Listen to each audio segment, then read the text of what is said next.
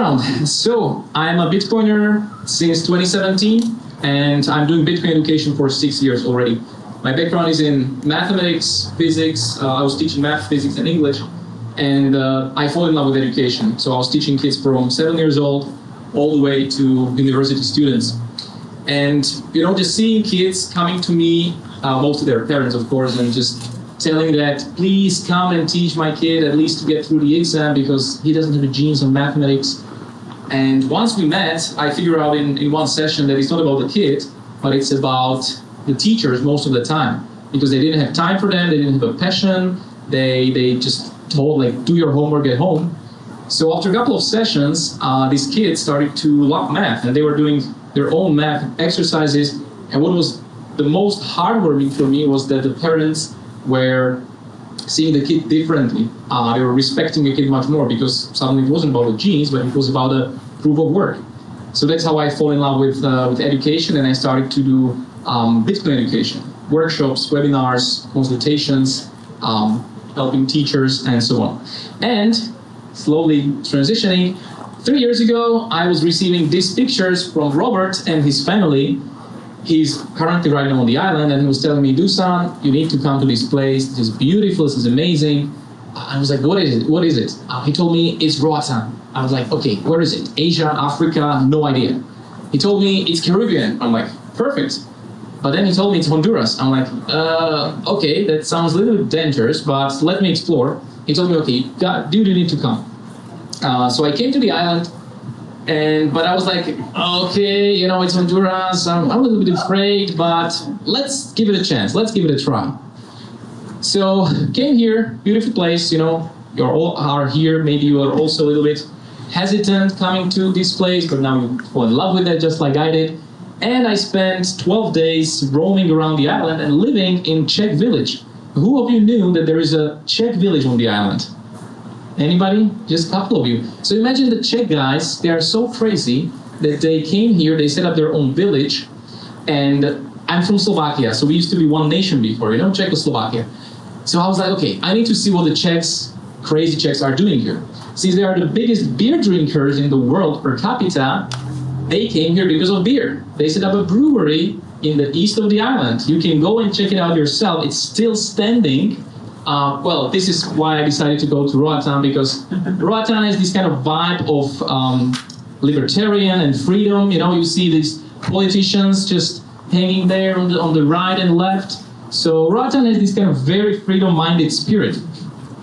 I don't have the brewery there, but you definitely need to go and check it out. And 2022 April, Nicholas was here doing Build Prospera Summit. I was just scrolling Twitter. I was like, what is this thing about? Open it up, and it was April the 1st. So I was like, this seems, weird. But I'm on the island. Let's check it out. I came here to the Duna. You've been to the Duna already? Check the Beta building. Oh man, that was a masterpiece. I came there, I fell in love. I was like super impressed about its standing. I was expecting 5 people on the beach having fun, cheering for liberty, and suddenly there were like 50 people from crypto community. It was marvelous. So I fell in love, and then Eric, there was sitting a guy down there. I had no idea who he was. We pitched the idea of Bitcoin Academy, of a place where people can come, learn about Bitcoin, and we help the businesses to onboard. He said, I like it. So what do you do afternoon? I'm like, I'm going snorkel with my girlfriend. Okay, before you go snorkeling with your girlfriend, let me take you to a building. If you like the building, you can start your academy. And he took me to the building that's right now the Bitcoin Center Roatan. Who wouldn't fall in love with that place, first of all?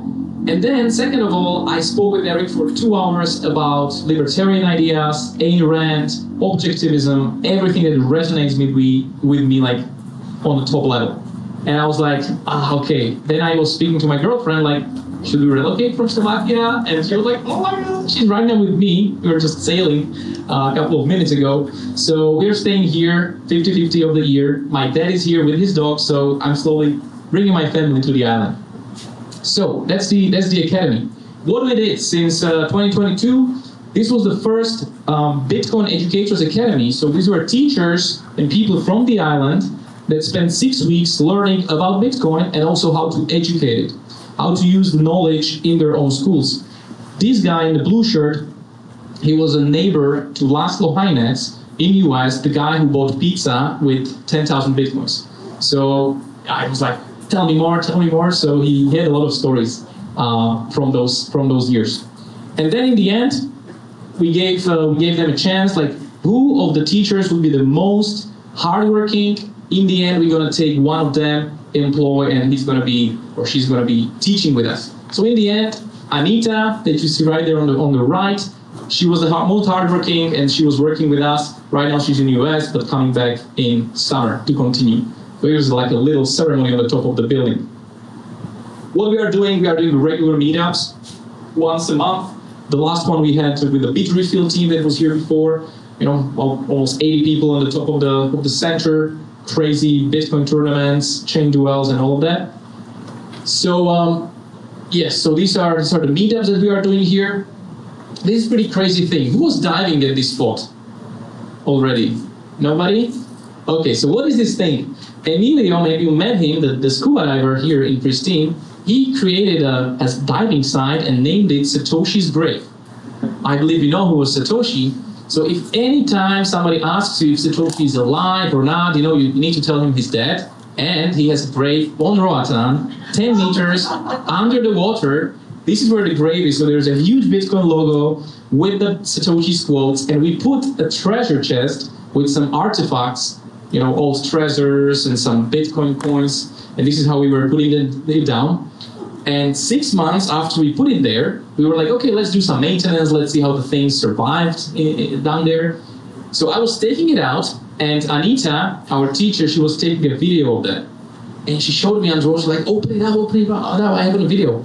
So I opened up the chest, and suddenly there was like a huge black cloud coming out of it. I was like, what the heck? Like, I had no idea what it was. If it was a rotten wood or a squid, I had no idea. And then we were joking, like maybe it was the spirit of Satoshi, you know, released from the chest, and just he stays in the ocean right now. But it was super unexpected. We have the video somewhere. I need to search for it. Later I will show you that. So Satoshi's Grave. Then we're onboarding businesses into Bitcoin. We already have more than 60 businesses on the island, ranging from dentists, doctors, tattoo studios, restaurants, car rental companies. You can buy a property for Bitcoin. You can go to do your optic check for Bitcoin. So everything you can imagine, like 60 places. And we right now actually started an initiative called the Bitcoin Merchant Association, which is a group of merchants that wants to go even deeper. So we're helping them with education, with some technical support, with marketing. And right now we're gonna be doing 6 months marketing campaign in radio for all the businesses accepting Bitcoin. So if you're gonna be around, you're probably gonna hear that in the Blue Wave radio. And of course, since we are Academy, we do a lot of education. This is the first Bitcoin diploma that we did in last year. So it's a 10 classes course, usually takes 2-3 weeks, and it takes kids from the history of money, what is money, the barter, commodity money, all the way to Bitcoin and how it works and everything. So it's super deep program, and can teach about money a lot. This is the one I was leading in November, so we already did 4, and already 3 new schools joined in, and we were planning for February, March to start with them.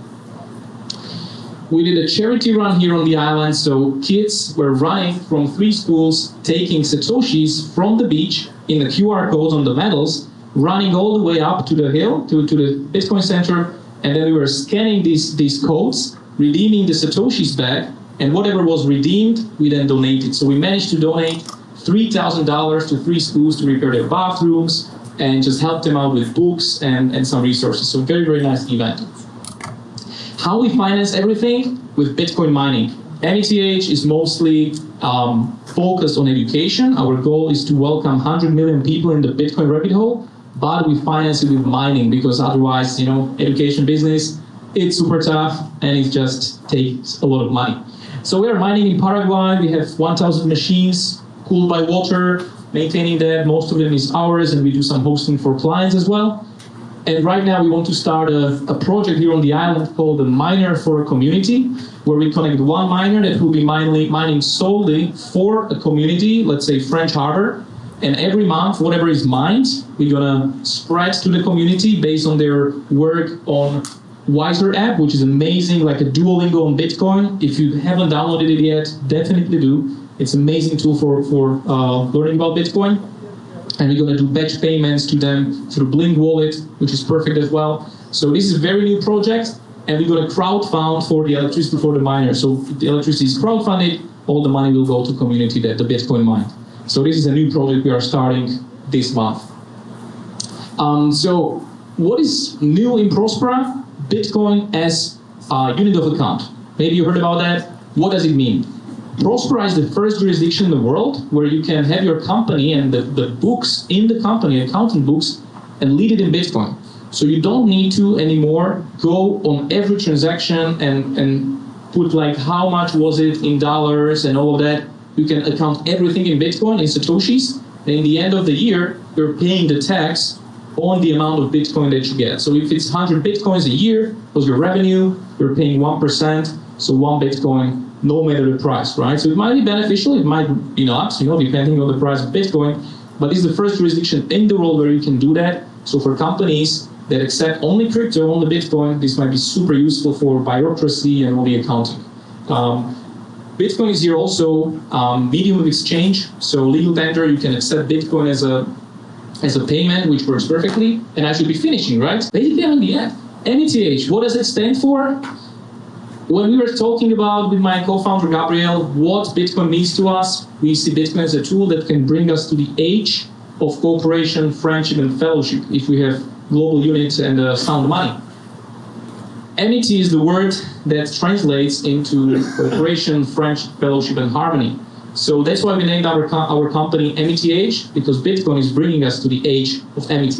And who's this girl? Amity Nakamoto, the granddaughter of Satoshi, because Satoshi's gone, he's lying here in the grave. Rest in peace, brother. And Amity, the young girl, his granddaughter, is right now taking the lead, taking people on this education journey. So follow us, METH on Twitter, or that's my Dusan Matuska on Twitter, and reach me out, anything related to Bitcoin, I'm your guy. Thank you, guys. Thank you so much.